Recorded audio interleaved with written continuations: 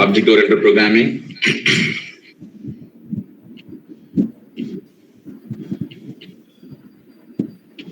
Okay. First, let's start with the Q&A, questions and answers. I have given very basic questions in constructors. And then, the last class we have seen what a constructor is, what are types of constructor, default constructor and the parameters constructor. You know, yes, it may be one or more parameters, right? 2, 3, 4, etc., etc. We have seen various examples for this parameters constructor and default constructor. Then we have seen this keyword and how to write programs without this keyword and with this keyword, and what is the effect of this keyword, and what's the difference between without using a keyword and with this keyword, and so on in the last class, right? Am I right? Okay. Yeah, this will start with the question and answer, Q&A. First is, can we define a method with same name of class? You can give your answers in the chat box, right? Can we define a method with the same name of class? Vimula, Priyanka, yes, yes. Kishore, Ritika, yes. Can we define a method with the same name of class? Vedari, yes. Soliti, yes. Sanjay.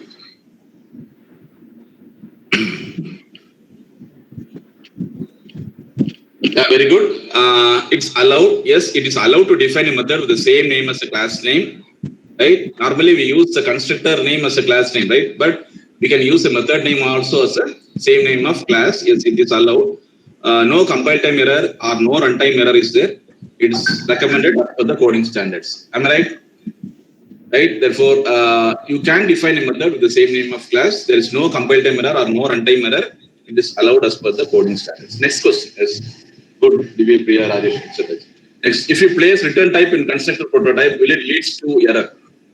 Second question, if you place return type in constructor prototype, will it lead to error?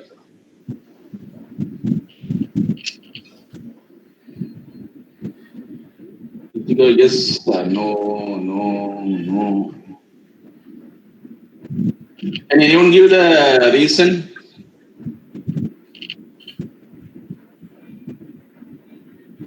If you place return type in constructor prototype, will it lead to error? Most of you are giving the correct answer, no. Right? Can anyone give the reason for? Reason? Anandita, Vaishnavi, no. Jacob, no. Okay. Constructor can have arguments and return type. Constructor can have arguments and return type. Leela? Constructor can have arguments and return type. Return type, what is that? Yeah, if you place return type in constructor prototype, will it lead to error? No, because what happens is the compiler and the JVM will consider it as a method, right?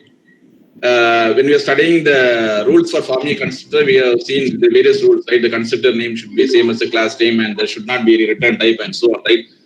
Okay, therefore we can have, if you place the return type in the constructor, what happens is it will not give any error, compiler error, but what happens is JVM will consider it as a method, because you can have, as I told you in the first question, you can have the method name as a class name, right? Therefore, if you write a constructor and if you give a return type, that will be treated as what? Not as a constructor, but as a method. Yeah. Super. Jacob, okay. No, because compiler and JVM considers it as a method. Very good. Now, third question: how compiler and JVM, Java Virtual Machine, can differentiate constructor and method definitions of both having the same class name? How compiler and JVM can differentiate constructor and method definitions of both having the same class name?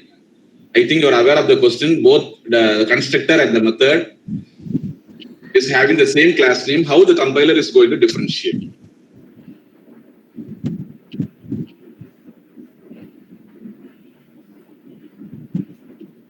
Answers: if how compiler and JVM, Java Virtual Machine, return type is not present, then it's constructor without return, method with return. Very good.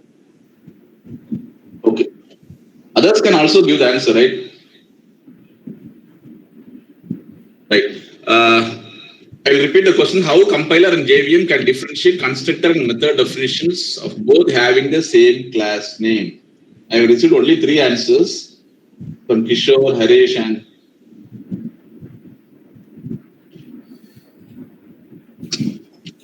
how the compiler and JVM differentiate by using the return type, right? If there is a return type, it is considered as a method, else it is considered as a constructor, right? Because the previous 2 questions will answer for the third question. The previous 2 answers will be the answer for the third question, right? How compiler and JVM can differentiate constructor and method is by using the return type. If there is a return type, it is considered as what? A method, else it is considered as what? Constructor. I'm giving only the very basic questions, right? If you're thorough of the constructor concepts, or if you listen to the previous class, then you can answer. Then, fourth, how compiler and JVM can differentiate? Okay, same question. How compiler and JVM can okay. Now, this is a different question. How compiler and JVM can differentiate constructor and method invocation of both having the same class name? I'm talking about the invocation.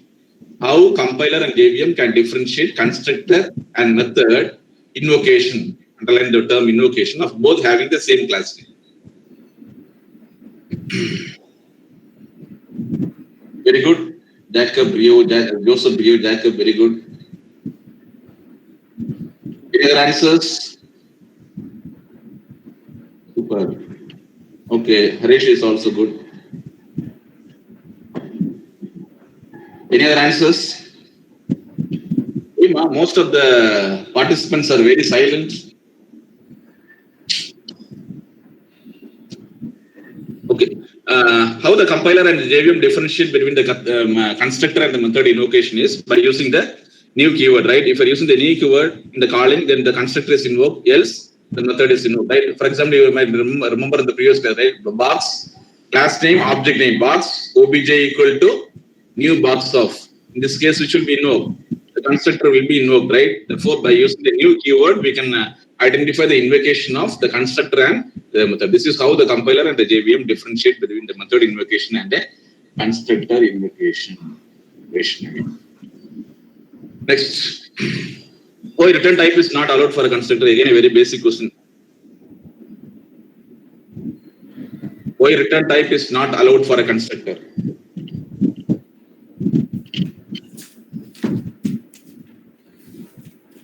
Why return type is not allowed for a constructor?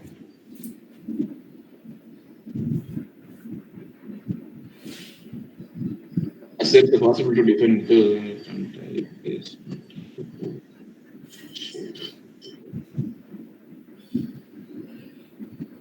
Okay, very good. Joseph, your backup, your backup. Okay. Why return type is not allowed for a constructor? Joseph, Rio, Jacob.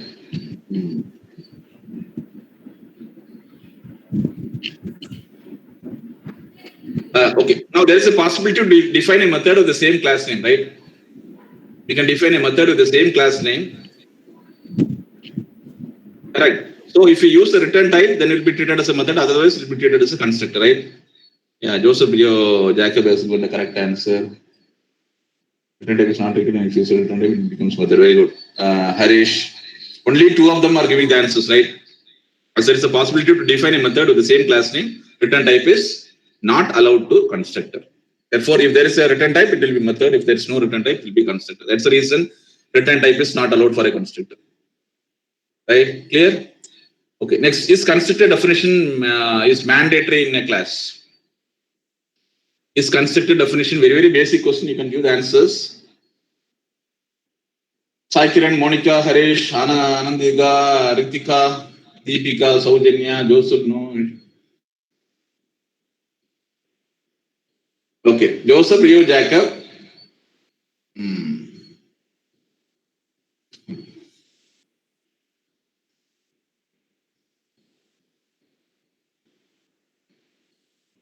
Why return type is not allowed for constructor?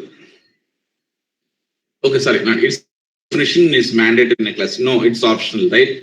It's not mandatory. If you do not define a constructor, then compiler will provide a default constructor. We have already seen the previous class, right? Therefore, it's optional. There is no need. It's not mandatory. If you do not define, then obviously compiler will provide a default constructor. Then why compiler given constructor is called as default constructor. Why compiler given constructor is called as default constructor. Because it gives a default values Harish, hence called default constructor.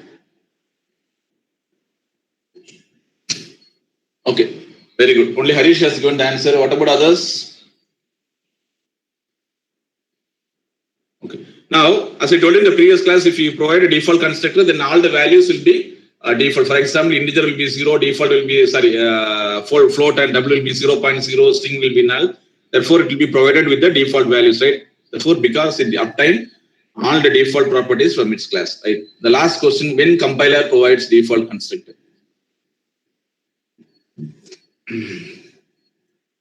When compiler provides a default constructor, it's a very easy question, right? I'm asking only the very basic question. I am not giving any block of code and I am not asking whether the code is correct or what is output of this particular code. Yeah, when other constructors are available in the class, Good, Vimla, Leela, Harish, Joseph, and so on, right? Okay, if there is no explicit constructor, obviously what happens? Compiler will provide a default constructor. Okay, very good.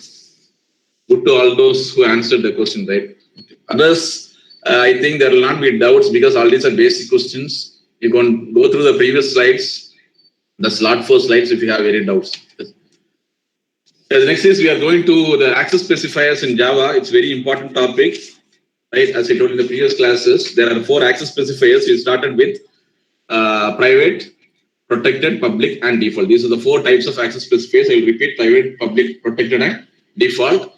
Given explanation. For example, if an variable is declared as private, then it's accessible only within the class. Therefore, the private access specifier is only accessible within the class. You have to keep in mind the 4 lines. The private means it is accessible what? Only within the class. Right. For example, private in A. Therefore, it's a private variable, right? Therefore, the private access specifier is accessible only within the class. Now, default, if you are not specifying any, if you are not using any specifier, it will be treated as what? Default. If any specifier is not used, it is treated as default. And here the point is the default specifier is accessible only within the package. I will tell what is the package and how to use and what is the scope of the default variable and so on, right? Therefore, if you don't specify any specifier, then obviously it will be treated as what? Default. Like some in A. What is that? It is default, right? Default by default, right? Therefore, default access specifier is what? It will be accessible only within the package. Underline the word only within the package. Therefore, default access specifier is accessible only within the package. Now, protected, right? Here you will be using the keyword protected for private, for default, there is no need. Then for protected, if you are using the keyword protected for a variable, then it is accessible within the package and outside the package. Underline the term through inheritance only, right? Therefore, the protected access specifier is accessible within the package and outside the package. But if it is accessible outside the package, we can access only through inheritance. You can take the photo of the slide if you want, because successive slides, we are going to see programs wherein we are going to see the 4 access specifiers, right? Then public, it's accessible everywhere. As I told you, it has a scope throughout the program, right? It's accessible everywhere. It has a wider scope among all the other specifiers like private, protected, and default. Therefore, I'll repeat once again, the private means what? It is accessible. The private, the particular variable is accessible only within the class. Default means it's accessible only within the package. I'll tell you what you mean by package in the next class. Then protected means it is accessible within the package and outside the package, but you have to use inheritance concept, right? Yeah.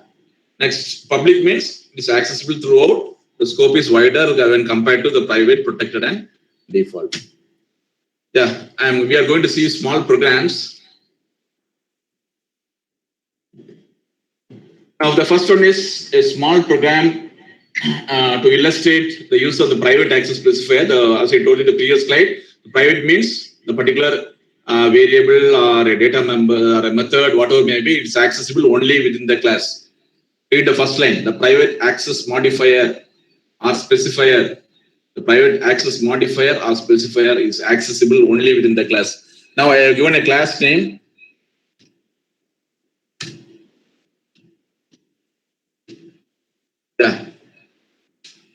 Now I given a class A, and there are two data one data member. What is the name of the data member or variable?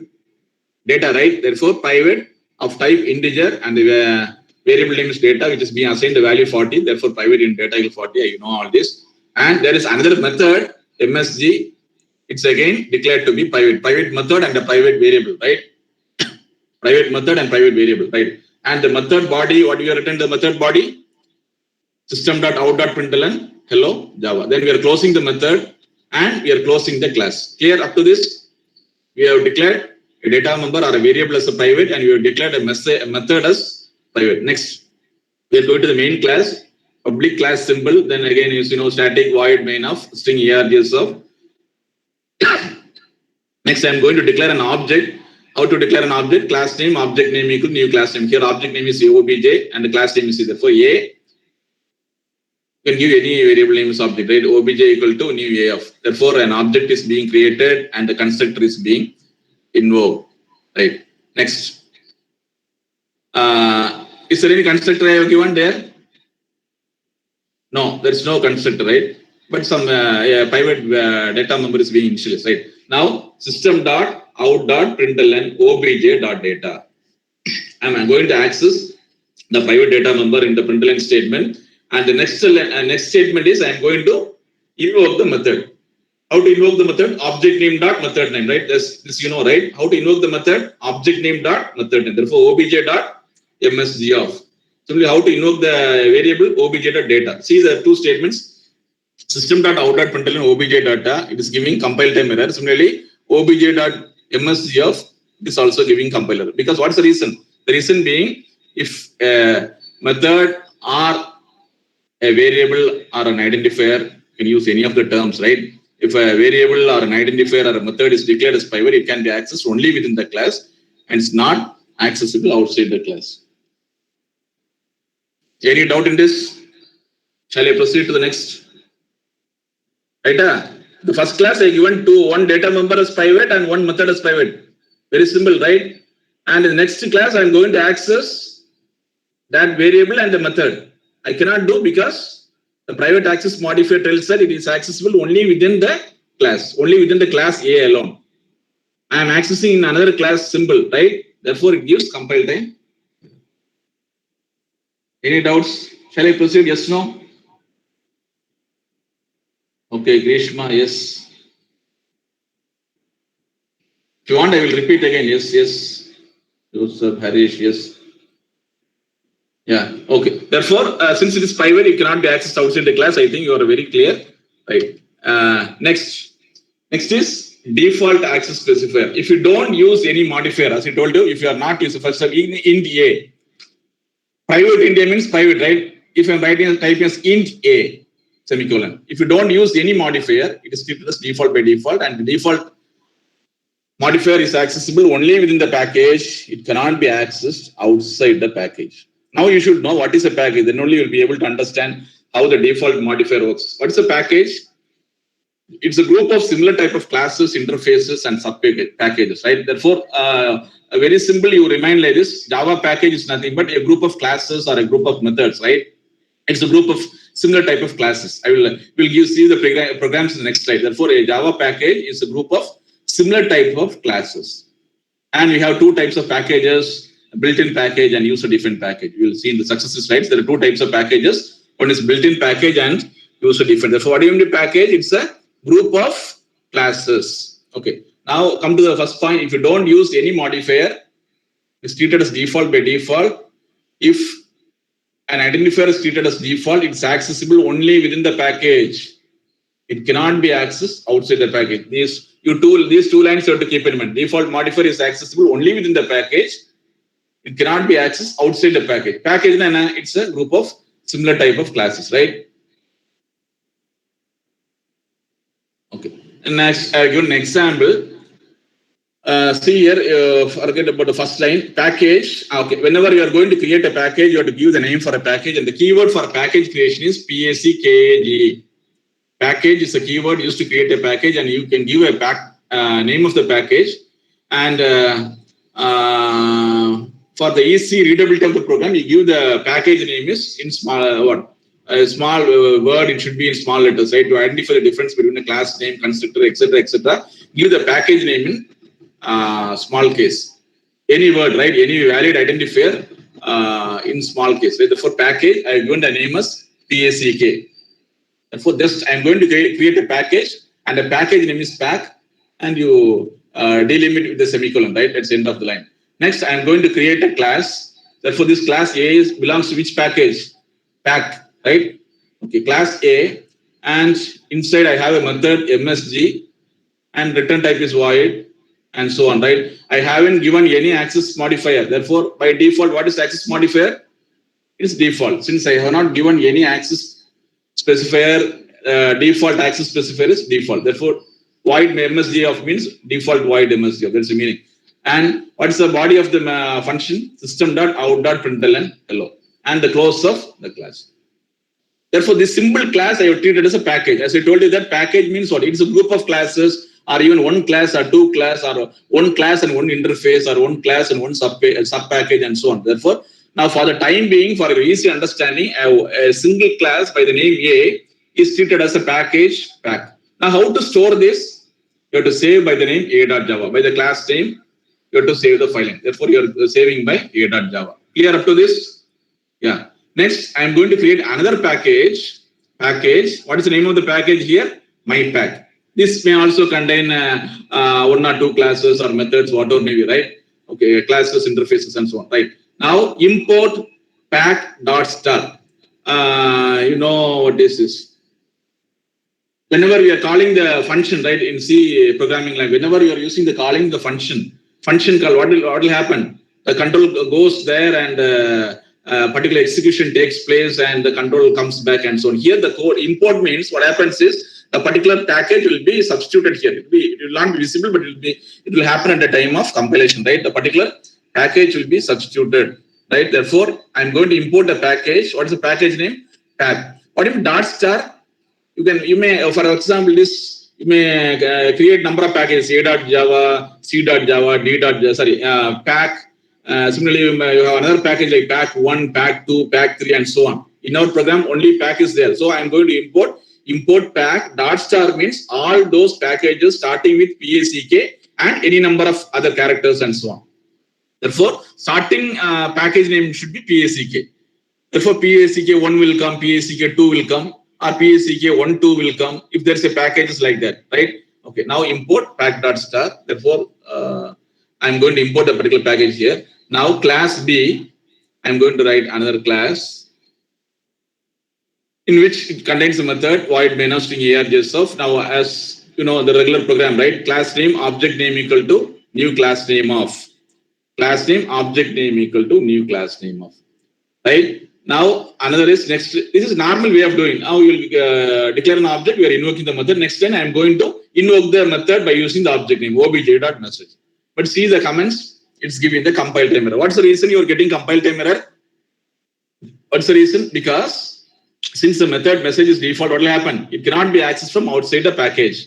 Here, if you see the message MSG, void MSG, it's default. As I told you, if you don't provide any specifier, it is default by default, right? It's default. So a default means it can be accessible only within the package, right? Only within the package it can be accessed.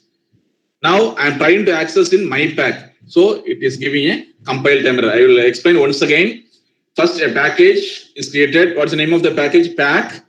There's a class. You can have one class or a group of classes. A class is there in which I have defined a method MSG. It is going to print hello. That's all. Only one line. It's a default method. Since we have not specified any specifier, it's a default method. Therefore, how to save this program? A.java. Therefore, it will reside in a directory. What is a directory? It's a group of files, right? It will reside in a directory. Now, I am going to create another package.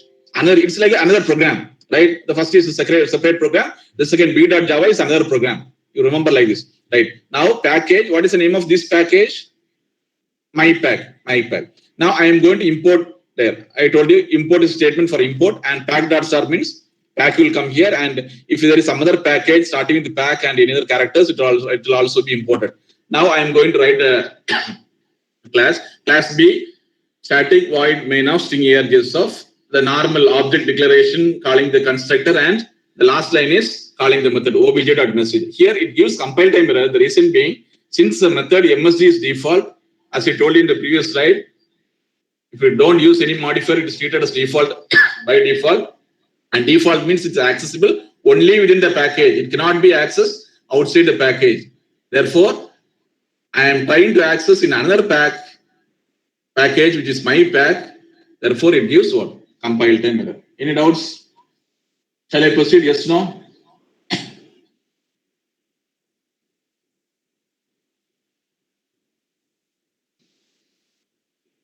Okay, super. Vaishnavi, Grishma. Yeah, super. Then only I will come to the conclusion that you can understand. Vandana. Suraj. Jai Shivarinchani. Kritika. Suraj. Leela. Only the familiar names are coming. Still, the silent spectators are there.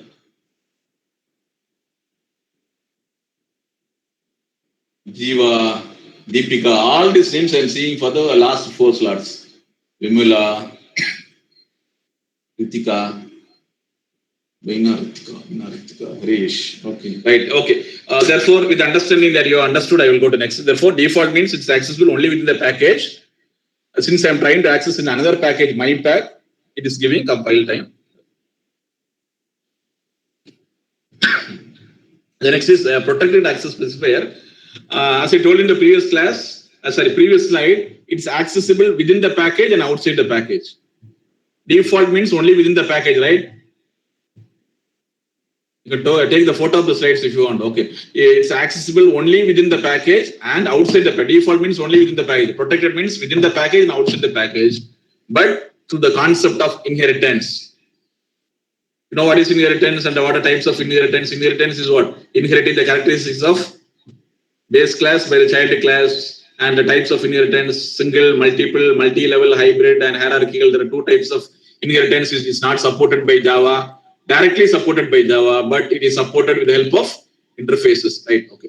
All these things you are aware. Just to recap. The protected access modifier can be applied on the data member. Now, to which this protected access modifier can be applied is, we can apply the protected access modifier on a data member, method, and constructor. It cannot be applied on the class, right? It can be applied to a data member, method, and constructor. It can't be applied on the class. Therefore, see here, the first line is very important. The protected access modifier is accessible within the package and outside the package, but with the help of inheritance. Yeah. Now, a small program to illustrate the protected access specifier and access modifier. Again, I'm going to create a package. How to create a package? The keyword is package, and you have to give the name for the package. You can give any name. Here I'm giving the name as PACK, and there is a class, public class A. Then you have a method, MSG, return type is void. And what is the type of method? It's a protected method. And what is the body of the method? System.out.println hello, and we are closing the method. Therefore, that is a single separate program. I'm saving the file by name a.java. Therefore, protected means, as I told you, it's accessible only within the package, and it's accessible within the package and simultaneously outside the package. But if you want to access outside the package, what you have to do? You have to use the concept of inheritance, right? So I have created a program by name a.java. That's the meaning. A separate program is created by name a.java. A class name which I have stored, right? A.java. Next is I'm going to create another profile or another file by name b.java, because the class name is b there. Okay, here what is the package? Package my pack. It resembles more or like the same program, right? Again, I'm going to import the particular package here, the first package, right? Import pack.star. Therefore, the previous package will be substituted or replaced here at the time of compilation by JVM, right? Now here, import pack.star. Okay. Next, the slot 1.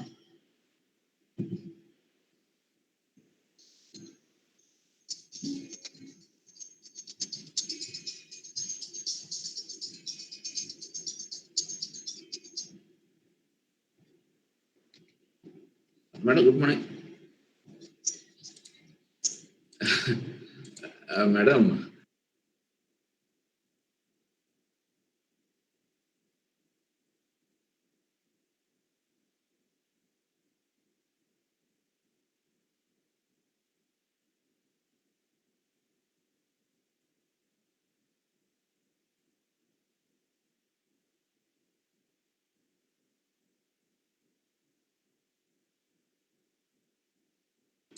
Okay.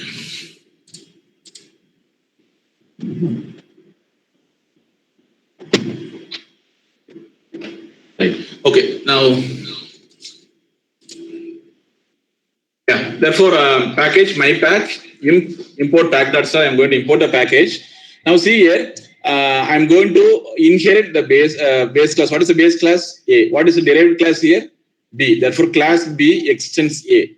Therefore, what I'm going to do is I'm going to inherit the class A in class B. Therefore, you have to write like this because this is the first thing we are writing, right, in inheritance. So, I'll give more explanation. If you want to inherit the base class in the derived class, you have to write like this. Derived class name extends base class name. Here, what is the base class name? A. What is the derived class name? That is what the class we are writing now, B. Therefore, class B extends A, which means that we are going to inherit all the methods, all the attributes means what? Variables of the class A in class B. That's what I mean. Therefore, class B extends A. Then we have the void main of string A gives of, which means that we are having the data member. If there is no data member in the previous class, there's only one method MSC, which will also be applicable here in the class B. Okay, now static void main of string args of. Now an object is being created, memory being allocated, and constructor be invoked. Be object equal to new object of. And how to invoke the method? obj.msgf. If you see the previous programs, it was given compiler error, but here you are getting the output correctly. The program is working perfectly, right? Here, as by default, what is the obj.msgf? If it is working correctly, you will get out hello, right? How it is working correctly? As I told in the previous class, if a member is declared as private, protected, it can be accessed within the package. That is within the package means pack, and it can be accessed in other packages. Here we are accessing in the my pack, right? Here we are accessing my pack. It's a separate file, right? But with the help of inheritance, right? We have imported the package and we have used the concept of inheritance. Therefore, class B extends A. We are using the concept of inheritance. Therefore, the class A is applicable to class B, right? Therefore, if you do like this, obj.message of, it will never give a compiler error and we will get the perfect output hello. Understood? Protected void message of. If you want to use this in a different package, then you have to use inheritance. How I used inheritance, I'll repeat once again. First, a package pack, class A, right? And the protected message function is there, which is MSG, method is there, MSG, and there is only one statement. Okay, the separate file a.java. Next, I'm going to create another file, b.java. Therefore, here the package is my pack. I'm going to import the package and I'm going to use the concept of inheritance, right? Therefore, class B extends A. Therefore, all the characteristics attributes will come to A, B. It's a derived class is B. Now, the method of creating the object is also with the help of the derived class name. Okay, therefore, public static void main of string args of B obj equal to new object of. Only you have to create the object with the derived class, right? B obj equal to new B of. Therefore, object is being created. Now, I am going to invoke the method. How? Object name dot method name obj.msgf. The program is giving perfect output hello. How it works is, as I told you, the protected access member can be accessed outside the package. Here we are accessing another file, right? Another file b.java, right? Okay. The reason being, we are using the concept of inheritance. If you don't use inheritance, then we cannot access. Any doubts? Shall I proceed? Yes, no?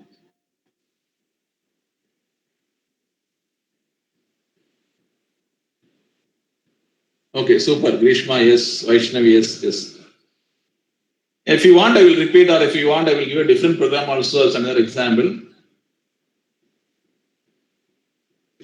Right. Next. Next is the public access specifier. As we told you, the scope of the public access specifier is throughout the program, right? It's accessible everywhere. It has the widest scope among all the other modifiers, private, protected, and default, right? Now, again, the same program, package pack, class A. Now, see here, instead of protected, I have used the keyword public. void MSG of again system dot out dot println hello and close the class, right? Therefore, it's a separate file. I am storing with a.java. Next, another is I am going to create another file in which I am going to import the previous package mypack. I am going to create another package mypack and import the previous package. Here a class is there, class B, and static void main string here just of the same program, right? But only the change in the access specifier, right? Okay, class name, object name, class name of, and obj.message of. So see here, you're getting the output, right? Here, did we use any inheritance and all? No, there is no inheritance. That MSG function is in a different file. Then this is again in another file. That's a.java, this is b.java, right? It has a greater scope, right? If you declare any variable as public, it can be accessed throughout the program, right? Since we are importing, you can access. obj.message MSGF will give the output hello. But in the previous class, you have to use class B extends A. Then only we can use the default, protected access specifier. In the public, there is no need. Only the import statement will help you. Right? Therefore, it has scope throughout.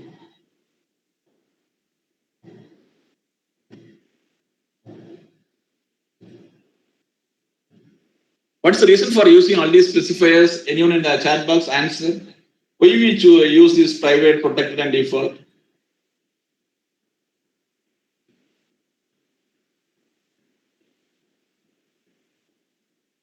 Very good. Data abstraction. In your answers, what's the reason for using all these access specifiers? Data abstraction next. Okay, to protect data, very good. Data protection, super. Yeah, it's for securing, right? To protect the data, to secure the data, to hide others or to hide the other classes or the methods from using these, etc. We can hide based on the use of the data member and based on the use of the method, right? Wherever we need, we can use, or wherever we need, we can use these access specifiers and we can give security to them. Yeah, whenever we use for the record data, very good. Okay. Data protection for protecting data, Grishma, super. Okay. Oh, I think there's no need for further explanation. Therefore, a public access specifier means it can be accessible throughout.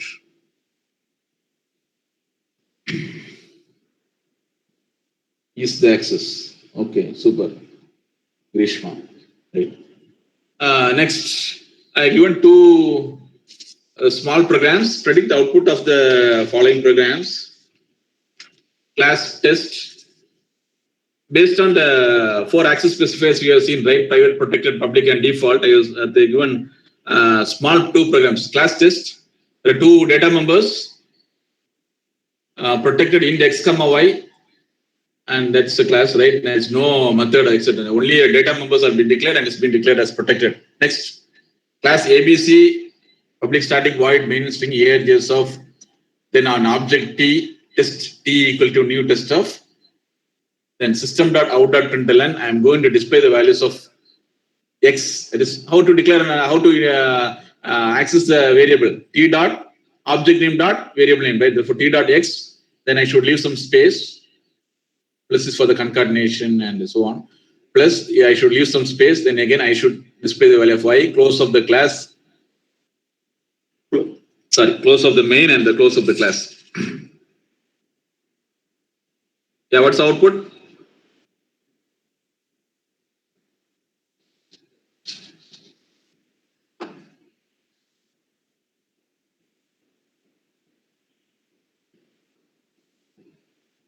What's the output? The chat box, I'm asking, expecting the answers. Here, there's a package is not at all used, right? It's a single file, it's the same program. Same program I use protected. It's the same class.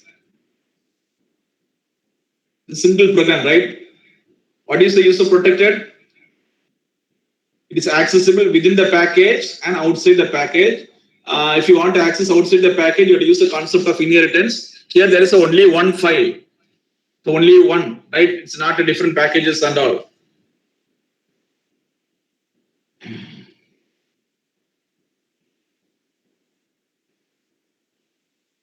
Error, because no inherent error. Grishma Reddy error.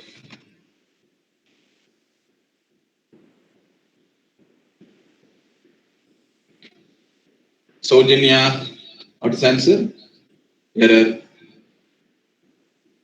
Harish, what is answer? No inheritance, so error.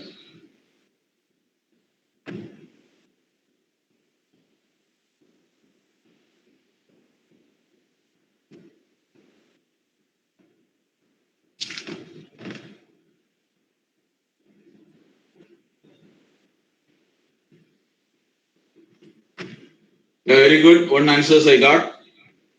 Yeah, super. Harish, Leela, Ritika.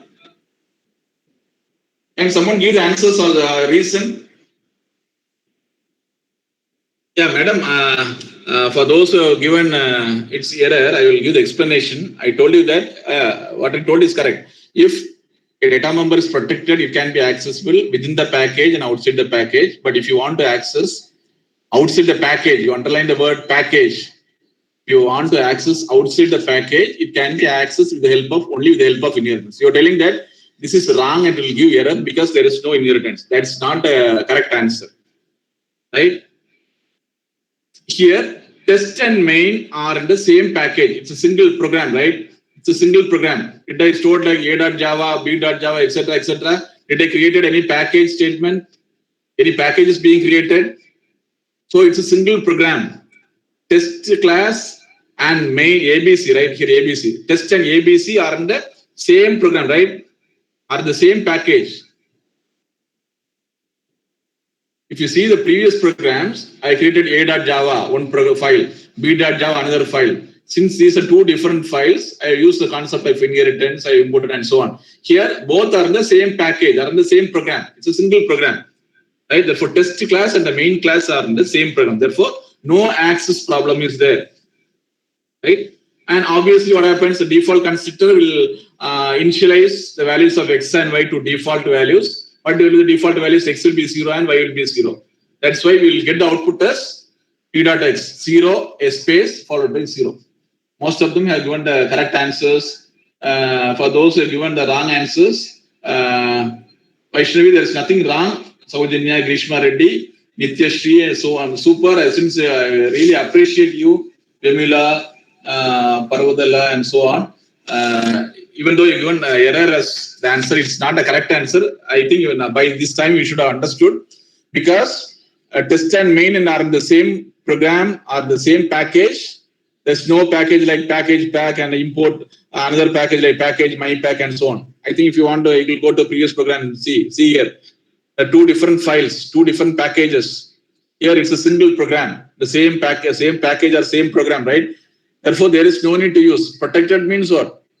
Yeah. Therefore, here there is no accessibility, and you are getting the output as 0, 0. The default constructor will initialize to the default values as x is 0 and y is 0. So, therefore, we will get the output as 0 and 0.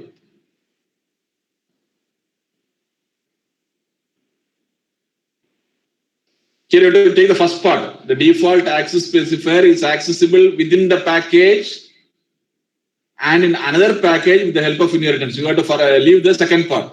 It's accessible within the package. That's the point here. Here, the default access specifier, the protected access specifier is accessible within the package and outside the package through inheritance. You have to use the first part alone. The protected access specifier is accessible within the package. Here, since it's a single program, it's a single package, there is no mistake. You are getting the output as 0, 0. Very good. Yeah, within the same package. Super.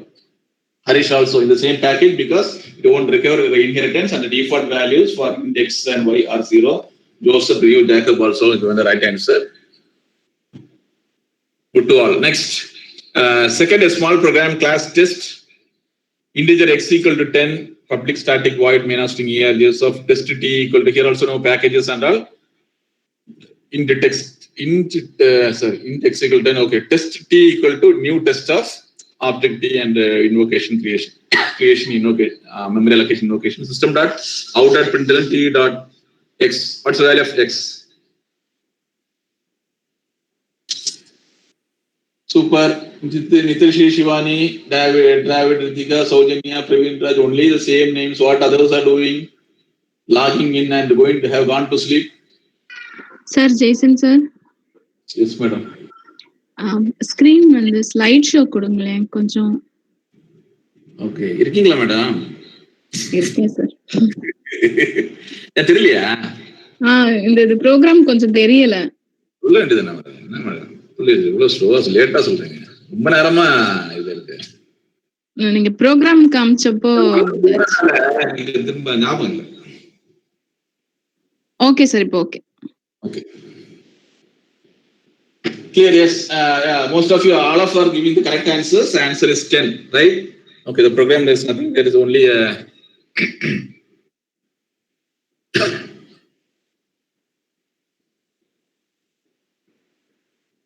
what is this variable? It is. Don't use any modifier. It is treated as default by default. The default access modifier is accessible only within the. Therefore, it's a single package. Since it's a default access modifier, it's accessible. Therefore, we are getting the output fine. Output will be 10, right? Right, Amma? Okay. Default, the same package that use pondron, same program. Therefore, we are getting the output 10. Next, okay, we'll see 2 more programs. Class test int y equal to index equal to y plus 2 is also single same program or same package, no different packages, no import statements on all. Int y equal to smaller simpler programs, index y plus 2 starting y test m equal to new test of system dot out dot println x equal to m dot x and y equal to m dot y, close of the main and close of the class. What's output?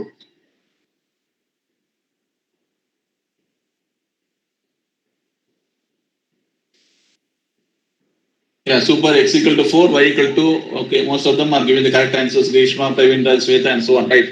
Very simple, right? Okay, x equal to 4 and y equal to, there is no need to waste time here. Next one, public class test int x equal to test. Here there's a constructor, right? Constructor name should be the same as the class name. The method name also can have the same name, but it should have a return type. You've seen in the previous slides. Okay, test of int is a constructor and the value of x is being initialized to I, then the main function. White minus edges of test t equal to test of 5, right? I have invoked the parameters constructor. Therefore, 5 will be passed to which variable? I. In turn, which will be assigned to x. Therefore, what is the value of x? Okay. Now, system dot out dot println x equal to t dot x. What is the value? Very good, very good. Deepika, all Vandana, 5, 5, 5, x equal to 5. Okay. Already we have x equal to 2 also, no? Okay. Yeah, the answer is correct. X equal to 5 because what happens is the constructor overrides the previous value of x. Right? Previously we have x equal to the constructor overrides the previous value of x, which is 2. So obviously the value of x is what? 5. Very good. Sneha RS. All of them have given the correct answers. Very good. Okay. By this time, you should have understood the difference of private, protected, public, and default, right? I have given 2 simpler programs and 2 with using packages. And next is methods in Java because already you studied Python and Java. I will go a little bit fast. Method is nothing but it's a set of code referred by a name. It will have a return type. It will have a modifier, right? Access modifier and specifier. Therefore, a method is a set of code. I'll read a definition which is referred by a name. A method will have a name and called by at any point in a program by using the method's name. Okay. Okay. Now, method allows us to reuse the code reusability without retyping the code. You know that. Now, I have given the syntax for the method, modifier, return type. Then you have to give the name of the method. Then parameters if there is any. And you have to give the specify the body of the method within the curly brace, open and close. Next. Modifier, it specifies access type of the method. It's a private, protected, or whatever maybe. So certain access specifiers cannot be applied to all the methods, right? Okay, it defines access type of the method and it's optional to use. It's an optional one. Return type means what the method is going to return. It's an integer, float, or a double, whatever maybe. The return type to be specified. And next is you have to specify the name of the method, right? And the list of parameters. As I told you that method overloading, right? I have the method name with name, same number of parameters, different number of parameters, same type, and so on. List of parameters, its type, order, number of parameters of method is optional. Method may contain 0 or more parameters. And method body, the body of the method defines what the method is going to do. Right? We have tried this. Therefore, see the syntax: modifier, return type, the name of the method, parameter list, and the method body. Okay.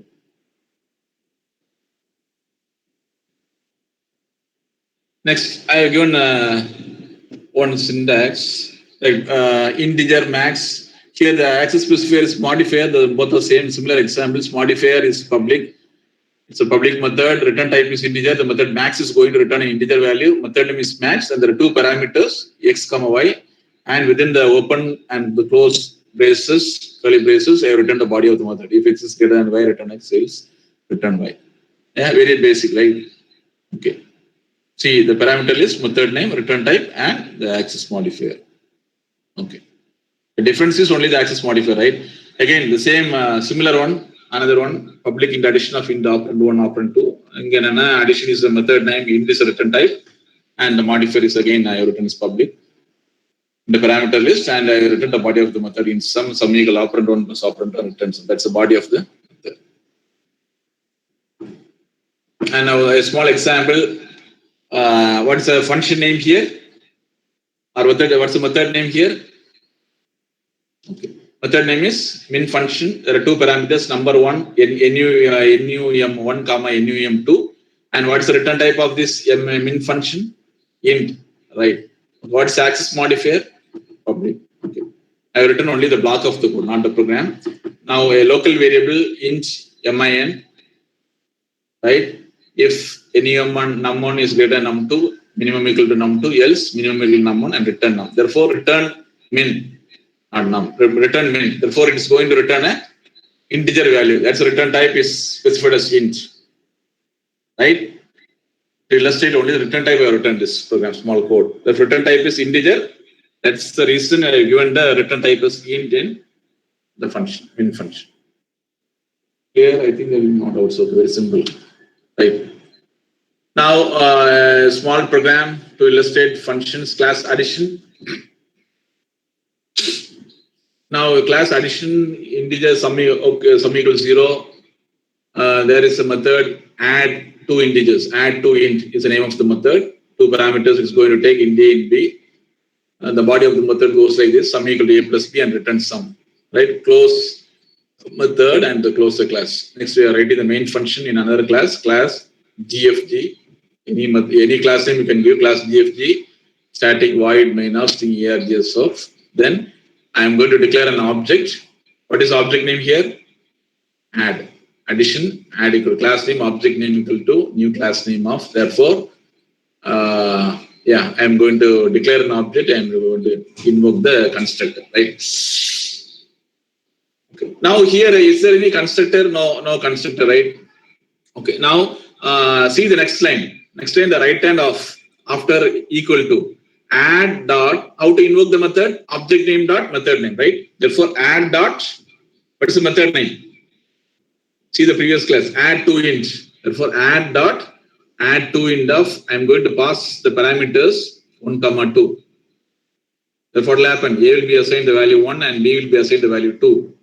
So what happens inside? Sum equal to 1 plus 2 and return sum. That's why I have returned as public int add to int. Therefore, it's going to return a value integer, return sum. Therefore, the value 3 will be assigned. Therefore, the value 3 will be returned to the calling place, which will be assigned to the variable yes, integer yes. Right? I declared a variable yes and it will contain the value 3. Now, system.out.println. So the sum of two integer values is what?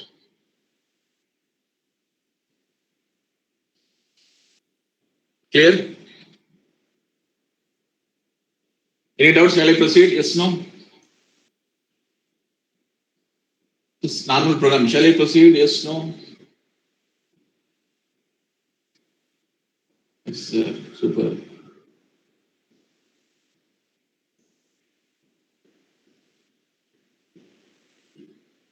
Nitishri, PB, Nitishri, super. No, new names are coming. Okay, so small program. Now again, a variation of the previous program. Only the program is looking a bigger one, but it's very simple program. Class box, 3 data members of type double, right? Width, height, and depth, all of type double. And next you have a method, volume. What's return type? Void.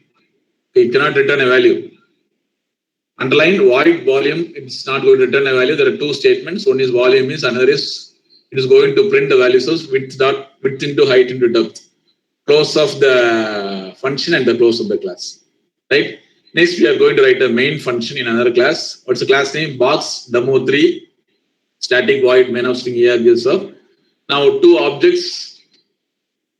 What is the first object? MyBox1, and what is the second object? MyBox2. Therefore, box MyBox1 equal new box of, and box MyBox2 equal to new box of. Did we specify any constructor? No, right? Therefore, default constructor, default values will be assigned 0.0, 0.0, and 0.0 for width, height, and depth.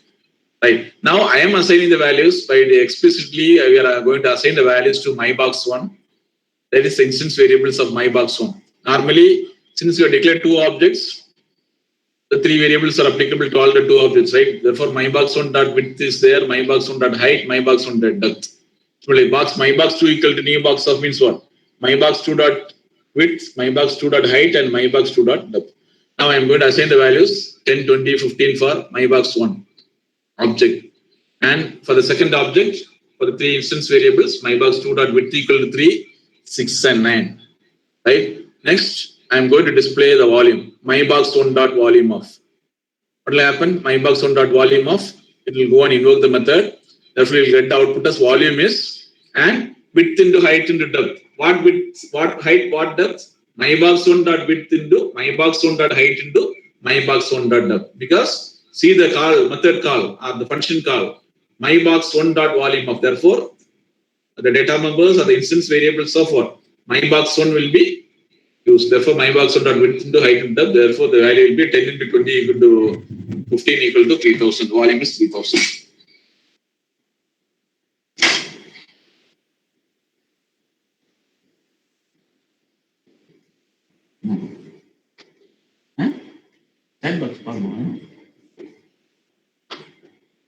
Okay. Next is default. Okay. MyBox2.volume of. Again, the method volume will be invoked. MyBox2.width into MyBox2.height into MyBox2.depth. Therefore, you'll get output. Volume is 3 into 6 into 9 equal to 162. There itself, the value will be printed, right? Because it's a wide volume of.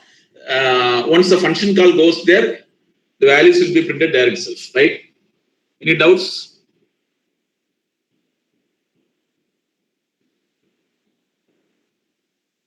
Okay. Next, I'm going to the next program. Class box, same program with only the return type, same data members. See the volume, return type of the volume. I given the return type as double, right? So it is going to return a value. Return the value of width into height into depth. Previous case, I have used void. So it's printing the value there. Here, I am not going to print the value there. I'm just going to return the values to the called function, right? Calling function, not called function. So return width into height into depth. Okay, now come to the main function, class box demo, public static void main string Joseph. Again, the 2 objects. The first is MyBox1, the second is MyBox2, right? 2 objects, declaration, invocation, and so on. Again, explicitly, I assign the values of MyBox1 object and MyBox2 object, right? The same values.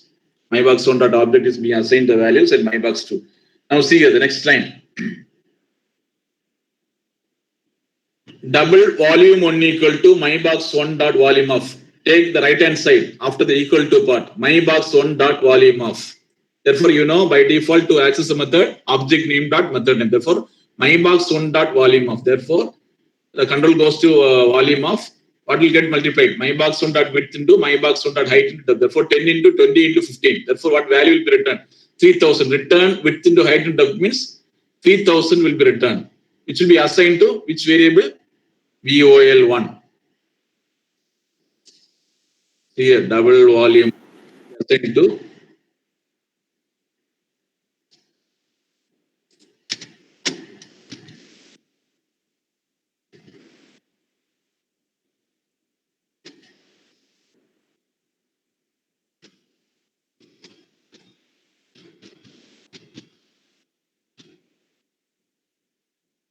therefore, we should be assigned to volume 1. Next, I am using a Println statement, system.out.println, volume equal to 3000 will be printed. Next, again, double volume 2 equal to mybox2.volume of. Therefore, mybox2.volume, the control goes there, multiplication takes place, and the value of 3 into 6 into 9 will be returned, which in turn will be assigned to VOL2, volume 2, VOL2. Declaration is also there, right? Double volume 2. Therefore, next system.out.println, volume equal to plus volume 2, that variable. Therefore, the difference between the previous program and both the same programs, only the previous program, the value is printed there itself. Here, I am just going to return and print. Only to illustrate the return types, I use this program. Shall I proceed to the next?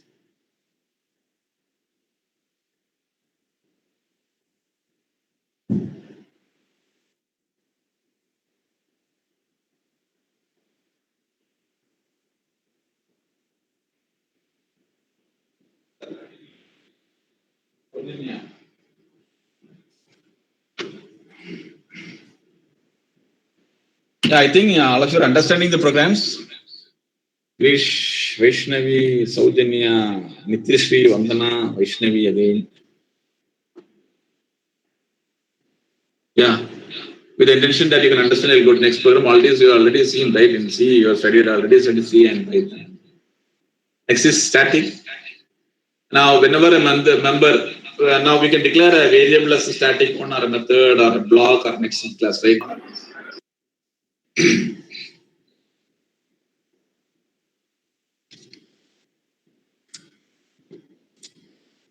Any issues, madam? It's visible, slide.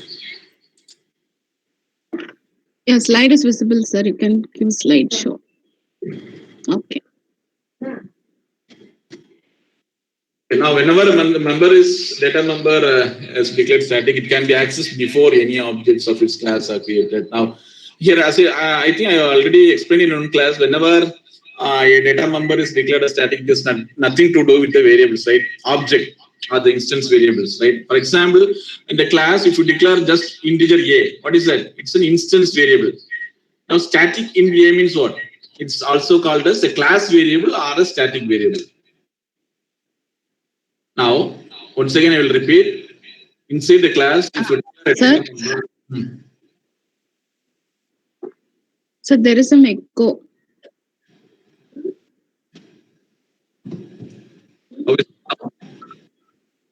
Okay, what? Okay, sir. Okay, ma'am. Yes, sir. Okay.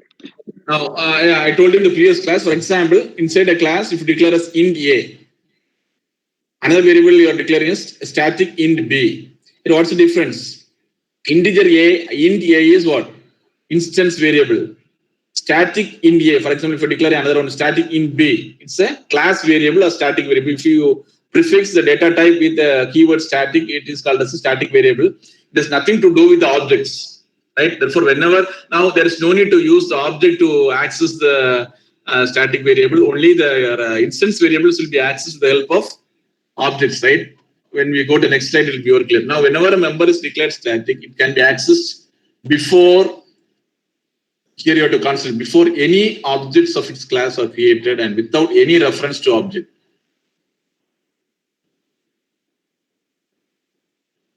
Right? Therefore, whenever you declare a variable as static, it can be accessed without reference to object. That's the meaning. In a single line, if I want to tell, if you declare a variable as static, it can be accessed without reference to object. Without using the object, you can access a particular variable, and you have to, for declaration, you have to use the keyword static. If you use the keyword static, it is called a static variable, or it's also called as a class variable. If you don't use static, then it's a instance variable, right? Instance variables can be accessed only with the object. Static variables, there is no need to use the object to access. Okay, I told in different ways. Now, the most common example of a static member is main. Now, as I told you in the previous class, main is the place where the program begins its execution, right? Now, yeah, you are using the keyword, right? Public static void main of, right? What do you mean public? There's a wider scope among all the classes and so on, methods, interfaces. That's the reason we are using public. Then static, there is no need to invoke the method by using any object. By default, when you run the program, main is the place where the program begins its execution. That's the reason we are using the keyword static, right? Public static, I explain now. Public static void main of. Void is return type, main is a function name, right? Therefore, public static means what? It's accessible throughout, right? Irrespective of the number of classes and so on. Therefore, throughout public. Static means there is no need to invoke the main method. Okay. Without using any object. Even without declaring the object, the main method gets executed. That's the reason. Therefore, the most common example of a static member is main of. Please see here, public static void main of static. Okay. Main of is declared as static because it must be called before any object. That's the reason. Main of is declared as static because it must be called before any object exists. Right? Without declaring the object, you can call the main method. Okay. Now the keyword can be applied to variables. Right? Okay. If you use the keyword static in DA means it's a class variable or static variable. So it can be applied to a method. If you apply to a method, it's called as a class method, right? Okay. It can be static keyword can be applied to a method. It can be applied to a block, and you can apply the static method to static to nested classes, right? We'll see the examples. Understood what is the difference? Yeah. If you see the next programs, it will be more clear. Now, a small program.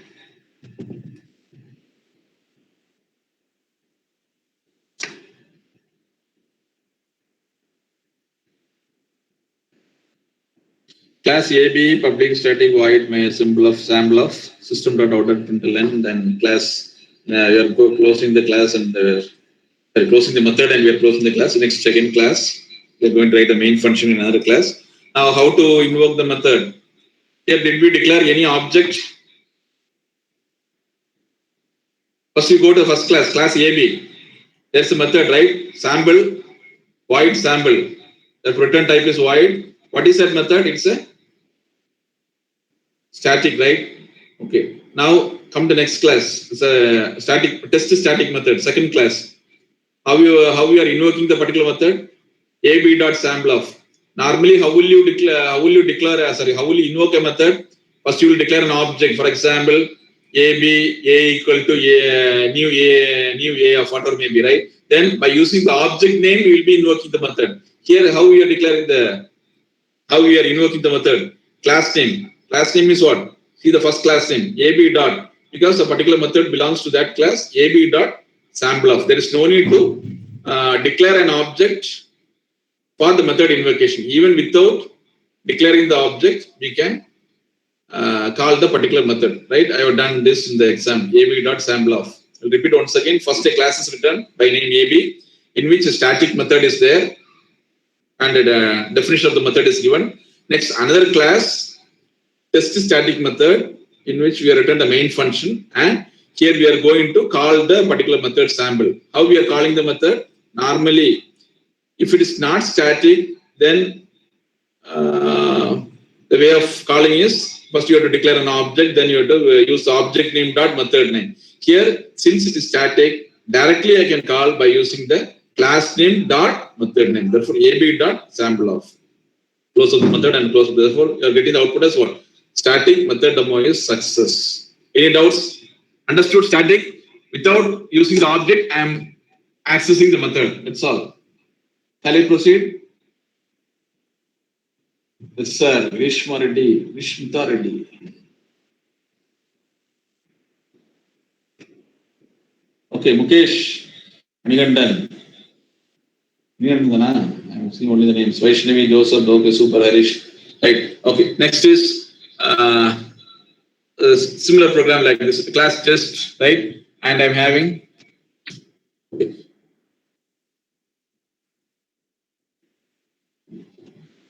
Okay. Here I am having a method M1, which is static method, and the body of the static method is given system.out.println. Close of the static method, and I'm writing the main function in the same class, right? Public static void main of string args of. Or else we can do in a different way. I create another class and I include the static method in another class. Or you can include the main method in the same class also. Public static void main of string args of. Now I am going to call the method.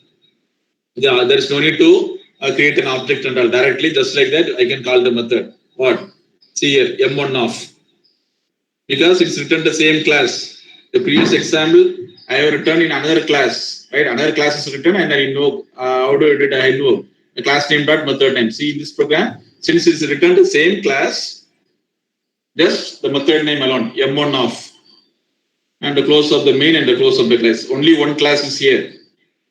See the difference between the previous program and this program. See this program. Class AB, then another one is class test static method. In this case, how do I access? The class name dot method name ab dot sample of. Now see this example. The method and the main all these are the same, right? Same class, right?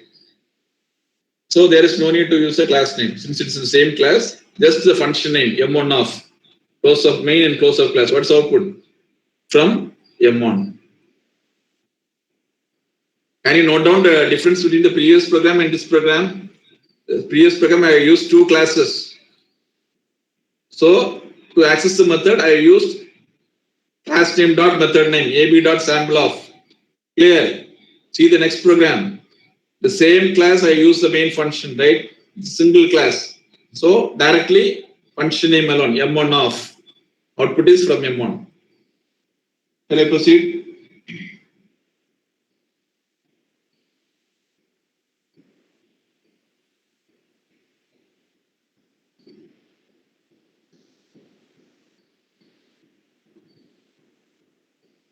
Shall I continue? Yes? No? Okay, super.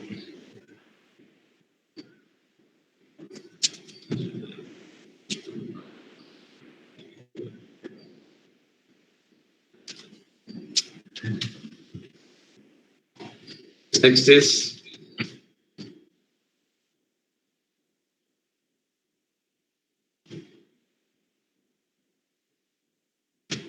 is another example.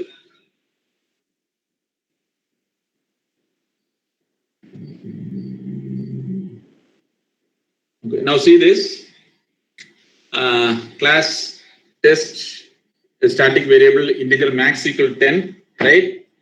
If you don't use the keyword static, then it's a instance variable, right? For the first is a static variable, and next I have given a non-static variable, right?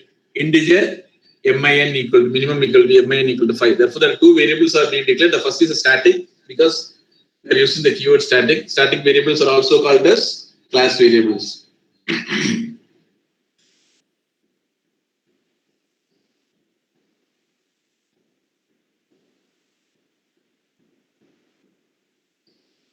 Necessarily.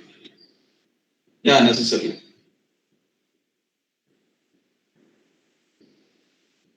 Next, the class main of static void main of string args of class name, object name equal to new class name of. Now see the difference. The last two lines.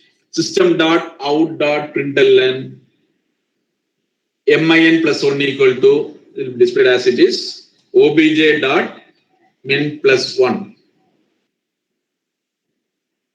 Right here, what is the object I have declared? Class name, object name equal new class name obj. Right now, see the println statement. System dot out dot println minimum plus 1 equal to.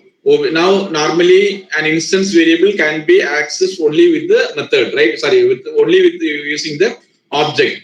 Right? Therefore, I have done the correct thing, right? Obj dot min. What is obj dot min? 5. 5 plus 1. What is value? min plus 1 equals 6. Correct?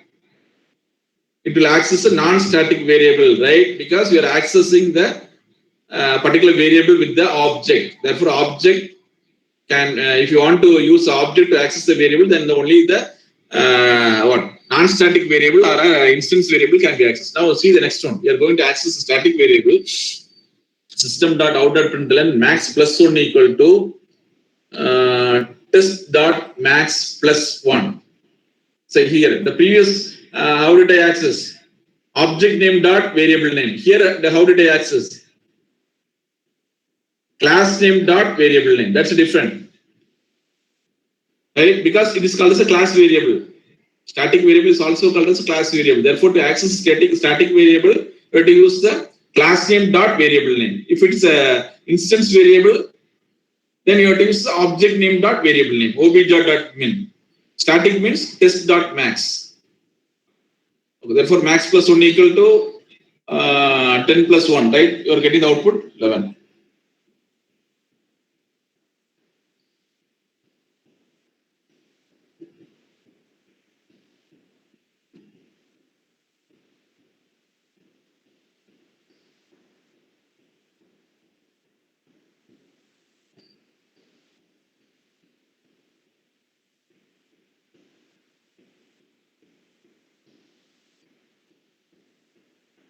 It is a convention to do. The file name must be the class name, right? If you have a lot of class, should be the name of the file, the name of the class which contains. It's a traditional convention. Use the main function and class name as the file name.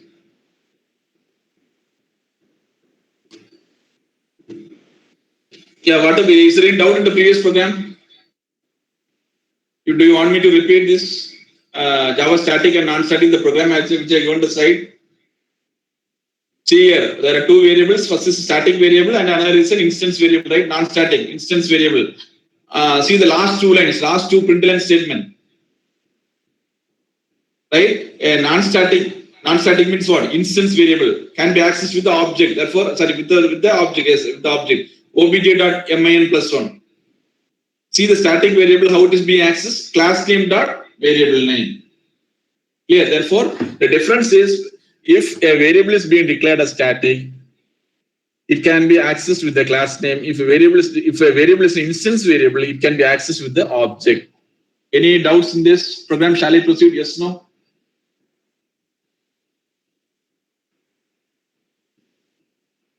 Will this also work, sir? When a system.out.println max plus 1 equal to object.max.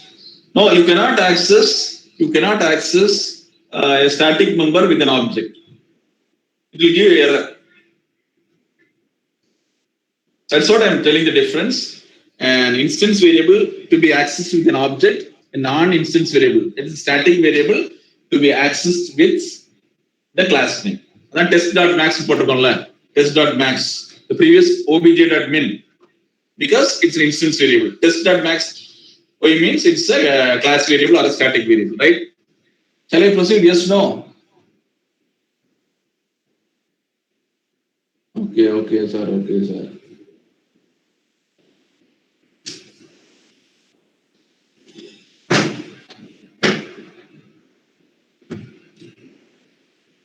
Yeah, next is we will see how the static keyword is being applied to methods, right? Java static and non-static methods. Right. Okay, Java static and non-static methods. Now, let's see how the static keyword is applied to method and what's the difference between a static method and non-static method. Class name is static test. There are two methods. One is multiply, another is add. You can see there in the program. First is the multiply method. The data type is return type is int. Another is another method is add. The return type is int. Now see the first method. The first method is what? Integer multiply of int a comma int a comma b return of a comma b. It's a method. Another I have treated as a static method. So if I want to treat a method as static, it should be preceded with the keyword static int add of int a comma b. It is going to return the value of a plus b. Therefore, you have a normal method and a static method. Next, we are going to the main function. See the closing of two methods and the closing of the class there, two close curly braces. Next, we have the main function. Okay, this is only the class name, right? If the compiler gives some errors or something like, because main is a place, it's not a function, so no error. You can even give main as a class name, right? Now you can give some other names. We have some confusion. Now public static void main of string here is of. Now class name, object name. What is object name here? ST. Class name, object name equal to new class name of. Therefore, the object name equal to ST. Now next two Println statements are very important.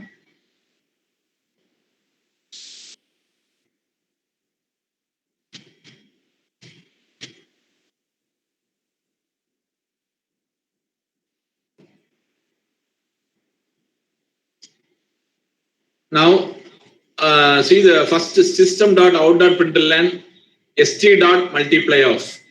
What is the multiply method? It's a normal method, right? It's not a static method. Therefore, to access multiply method, we have to use the object name. Object name is what? st. Therefore, st.multiply of 2, 2. Therefore, 2, 2 will be passed to this a and b, and return of a and b means what? 2 into 2. 4 will be returned, which in turn will be printed here. Therefore, the output will be, see the output to the right, 2 into 2 equal to 4. Right and top. Next is system.out.println 2 plus 3 equal to static. Now see how the method is being called. The previous case, I have used invoke the method with the object name because it's a non-static method. To invoke the static method, you have to use the class name. What's the class name? In which the method is there? Static test. Therefore, static test dot add of 2, 3. Therefore, 2, 3 will be assigned to a and b. Return a plus b means 5 will be returned. Should be printed here. 2 plus 3 equal 5. Therefore, the differences in the two Println statements. If you're accessing a non-static method, use the object name to invoke the method. Clear? If you're using a static method, then use the class name dot method name to invoke the method. Any doubts? Okay. Next. With the intention that you don't have doubts, I'm going to the next one. Next, final keyword. Yeah, we have seen the static keyword. You know the difference, how to access and so on. We have seen final variable and final method and so on, right? Okay. Next is the final. Static variable and static method. Next is the final keyword. A variable can be declared as final. If you declare the variable as final, it prevents its contents. It's like a constant, right? It prevents its contents from being modified. Variable can be declared as final. Doing so prevents its contents from being. Now class name is bike9. Next, a final variable is being declared. Right, a final variable which is of type integer and the variable name is speed limit 90. Next, a normal method void runoff. Inside we have the same variable in which it is being initialized to 400. Speed limit equal to 400. Right. Next, I am writing the main function also in the same class. Public static void main of string a not in a different class, in the same class. Now class name, object name equal to new class name of. Therefore, here the object name is obj, the new class name of. Now obj dot runoff. Obj dot runoff. Now why it is giving compile time error? The reason being a float is what? It's a final constant or it's declared as final. If you declare it as final, you cannot modify, right? If you try to modify, it will give the compile time error. See here, what you are going to do is object.runoff. Now it will try to change the speed limit to 400 because the speed limit is a final variable. Trying to modify the contents will give a compile time error. Correct? Clear? Final.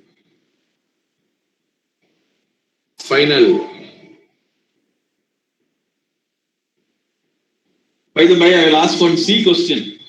You can give the answers in the what do you mean symbolic constant? SYMBOLI, symbolic constant. How will you define a symbolic constant? I thought of asking this question because it was something in relation with the final keyword, final constant. What do you mean symbolic constant? Very good. Hash define. Okay. Hash define followed by a variable, right? So it should be written a capital letter, right, to differentiate. It's a symbolic constant. Hash define a. Then a space 10 means wherever the program, the particular a variable comes, the value will be replaced with 10. Right? It's a symbolic constant. It's a fixed one. Similarly, here also the final keyword. If you try to modify the content, it will give compiler error. Therefore, it's a constant, right? Finally, int spread limit equal 90 final variable, right? Any doubt? Shall I proceed? Yes, no? Yeah. Transient, final, static, volatile. Yes. Hey, Ganesh, little bit.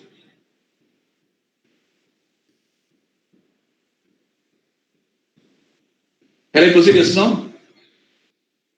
Yes. Okay. Therefore, final means don't try to modify. It will give a compiler error. This is a Java. We are applying the final to a method. If you make any method as final, you cannot override it. Same, just like we cannot override a constant, right? Don't use the term override. Just like we cannot redefine the constant. If you use a final method, you cannot override it. Now, see an example: class bike in which there is a method run. Return type is void, and I have treated the particular method as a final method. System.out.println running, right? The method upon close of the method and the close of the class. Next, okay, inheritance. I use the concept of inheritance. Class Honda extends bike. What's the first class name? Bike. Next time, I'm going to write a second class Honda, which is going to inherit the previous class bike. Okay. Now, again, I have void runoff. Now, what do you mean by extends? Extends means all the attributes and the members, that's member functions, all the variables and the functions of the base class will also be applicable to the derived class. Right. Here, class Honda extends bike. Therefore, previously I had a runoff in bike. Therefore, here again I am using a run. I'm trying to override, right? Now, system, I have a definition there. Next, I'm going to write the main. Public static void main of string args of class name, object name. Object name is Honda, class name is okay. Honda equal to new Honda of. Next, what I'm going to do is I'm going to invoke the method Honda.run. So here there is a compile error because we are trying to override the final method. If you declare a method or a variable as final, you cannot reuse it because it's like more or less like a constant, or you cannot redefine the values inside the function or a variable, right? I think you understand. I will repeat once again: a class bike in which the keyword final is important. I will return a method run which is being treated as final. Therefore, don't try to redefine the method void final. Sorry, run again because it's a final method. Next, I am going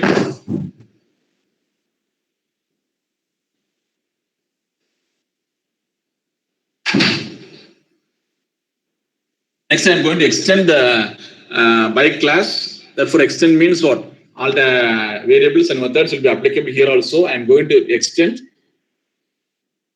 the bike class. Again, I am trying to redefine the run class. Run method. So when I try to access, it will give a compiler error. Right? Understood? I think you should, by this time, you should understood, right? Next is a Java package.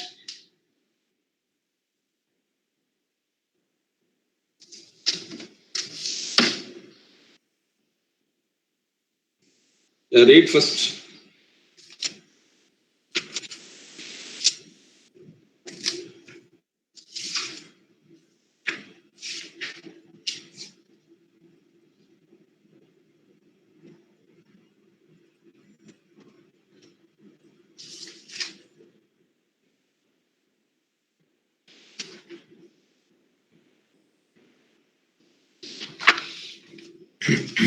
Next is a Java package.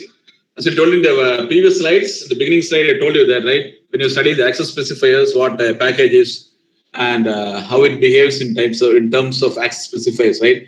Therefore, Java package is a group of similar type of classes, interfaces, and subpackages.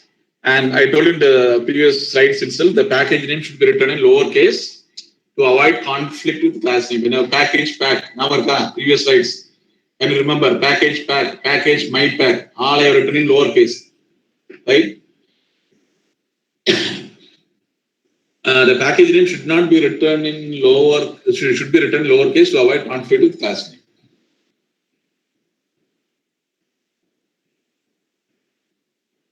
then can we override? Then can we override main method because not final, right? You cannot override the static method. The package name should be written in lowercase to avoid conflict with class name. I told you, right? So make sure that when you're writing the package name, please be write in lowercase letters for the easy readability, right? We can differentiate between the class name and the package name, right? And I told you in the previous slides also there are two types of packages: built-in package and user-defined package, right? Now see here, I have given a small diagram in which see these are the packages, right? Lang, util, AWT. For example, how will you write this? When you are studying the detail, you will see Java dot a package, a sub package, and you have the class name. If you see the hierarchy, you can see here main package, a sub package, and then the last one is a class name. How will you access the system.class? Java.lang.system, right? Java.lang.string, and so on. Similarly, Java.util.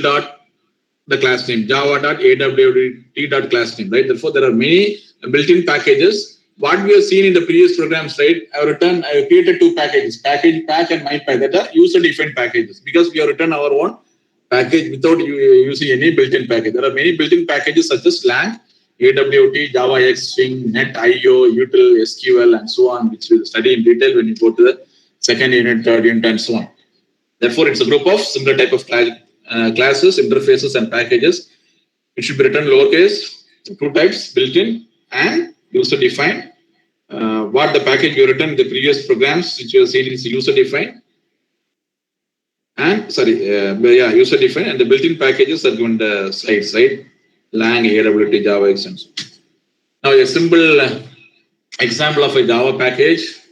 As I told you in the previous slides, again, the package keyword is used to create a package in Java.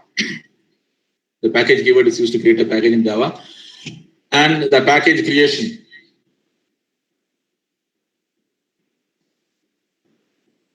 Package creation, package. What's the package name I given? My pack. I all given in lowercase letters, right? Okay. Public class symbol, and I have defined a method, intro, return type void, and again public, and welcome to package, right? Now, when you're studying the packages, you have to see how to compile the package and how to run the package name, right? Nobody asked me in the previous slides is there any different way to run the package and so on. I was expecting the question, right? Okay. Anyhow, now see here how to compile the packages: Java C -d directory Java file name. I'll repeat the command. First, I have created a package, my pack.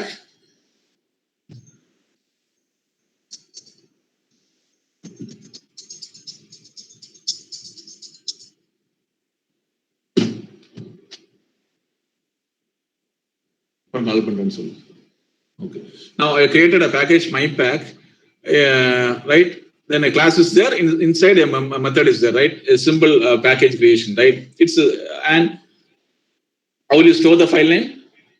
With the class name, symbol.java, right? Therefore, it's a package creation, right? Now, any doubt in that? The top white portion, no, right? Okay. Therefore, the way of saving is symbol.java. Now, how to run is, how to compile is Java C -d directory Java file name. Java C -d. Then you have to specify the directory name where we are going to store and Java file name. Next, see the command for our program. Java C -d. Then you have to give the directory name. If you put a dot, which means that we are going to store in the same directory, then you have to specify the file name. Here, what is the file name? Symbol.java, right? Therefore, Java C -d directory is we are going to store in the same directory in which we are working now. So dot, or you can use some other directory, C:/ABC/JI, or any other directories can be mentioned. Since I'm storing the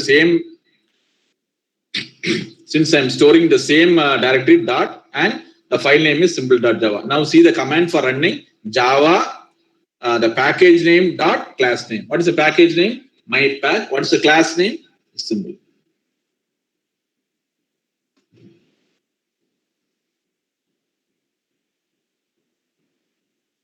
So Java C -d dot symbol.java directory the dot put on a current directory, right? Symbol.java, and for running Java package name dot class name, no need for the Java extension. Java mypack.symbol. Okay.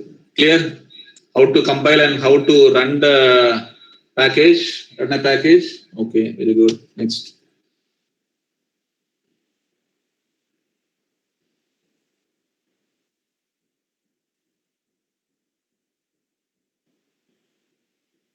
Next is I have created okay 3 packages. The first one, see here, package pack. Even though size of the program is bigger, it's easy to understand. Very small program, package pack, which contains the class A. Inside we have a method int add, right? We have a method int add, and it's going to return the value A plus B, right? Okay.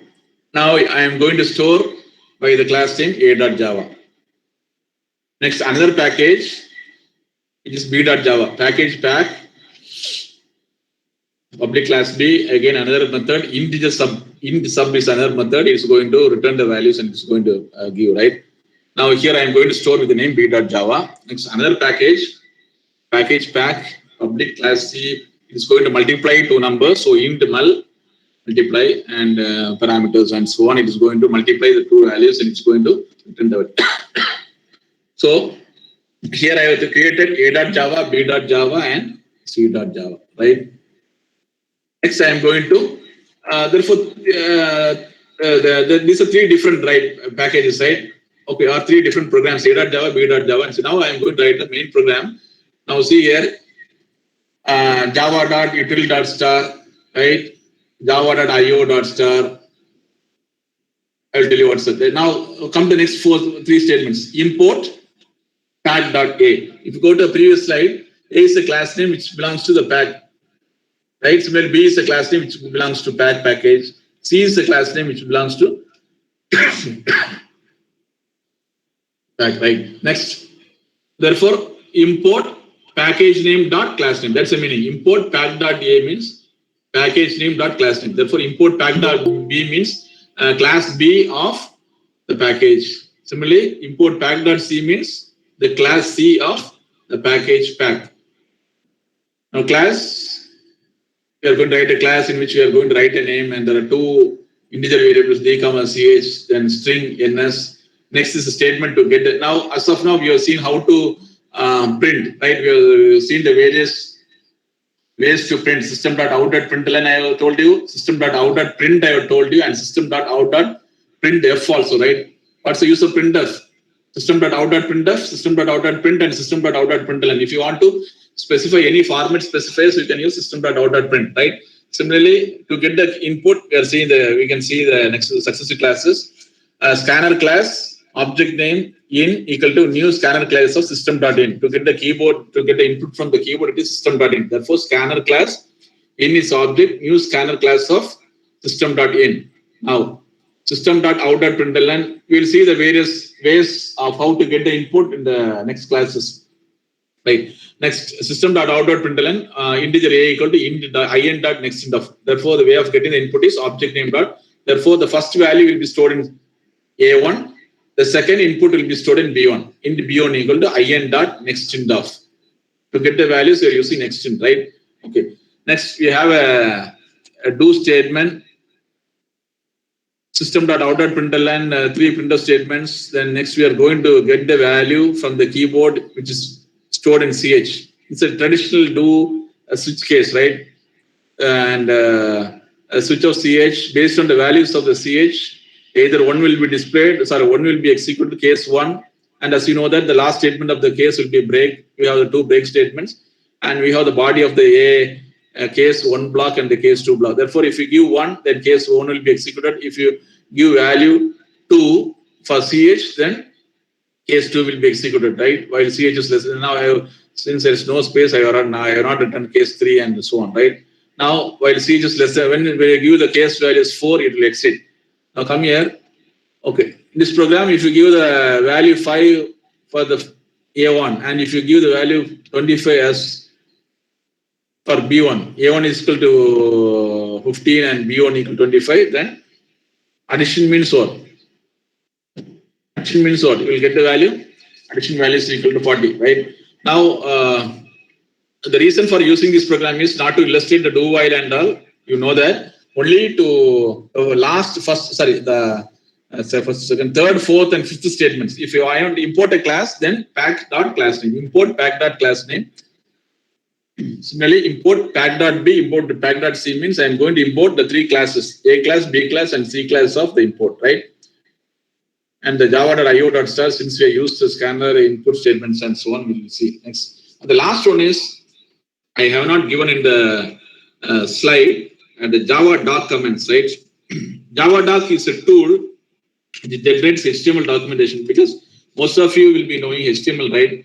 H1, you know the various heads, right? H1, H2, H3, H4. H1 means a small head or a big head? Big heading, H1 in HTML. Hypertext markup language. Other scripting languages? Okay. Now here also it's a documentation tool, right? Normally we use this Java doc comments. I told you 3 types of comments, right? Most of you can remember, it's a single line comment. / is a single line comment. / and * is for a multi-line comment, and /, and // you can, for example, / in the beginning, and you can have a number of lines, and at the end you will have //. Therefore, it's called a Java doc comment, right? Now, whenever you use Java doc comment, for example, if you want to have some write-up in a program, right? To treat a set of lines, a number of lines as a comment, then you can go in for a Java doc, and it will be generated by the Java compiler, right? Okay, Java doc comments, and there are various tags also, like at author, how to write the author. At author, you can write the author. Similarly, at version, at since, at deprecated, and so on. At throws, at param, and so on. Right? It's very simple, right? Whenever you use this in this for documentation purpose, we can use the Java doc comments. Okay. By this, we went to the come to the end of the class. Thank you all for your patient listening. Thank you once again. If you have any doubts, you can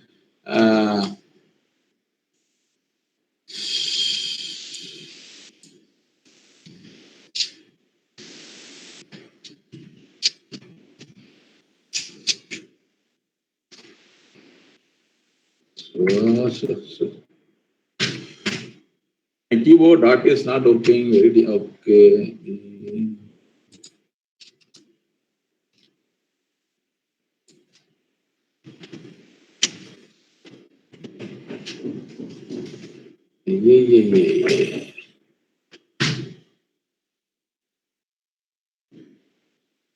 Yeah, keyboard is not working. bjain.csc @ RMKEC.ac.in, because you know the remaining part. That's my mail ID. You can write to me for any queries. If you have any doubts, and feel ready to clarify doubts. Thank you for your patient listening. Thank you.